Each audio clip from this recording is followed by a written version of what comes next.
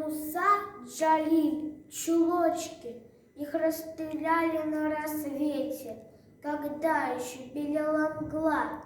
Там были женщины и дети, и эта девочка была.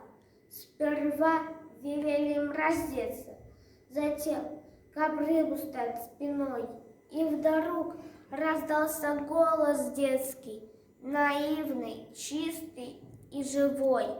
Чулочки тоже снять мне, дядя, не упрекая, не броня, смотрели прямо в душу глядя.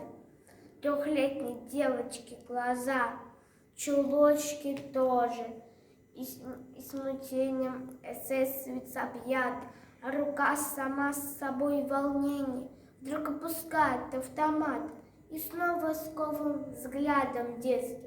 И кажется, что в землю врос.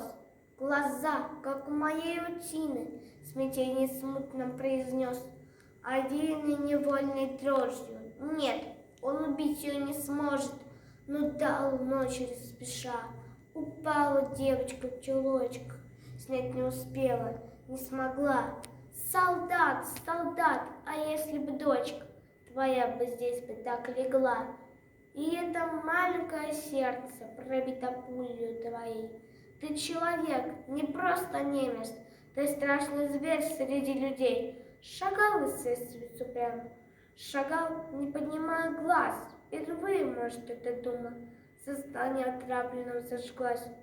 И снова взгляд светился детский, и снова слышится опять, и не забудется навеки. Чулочки, дядя, тоже снять.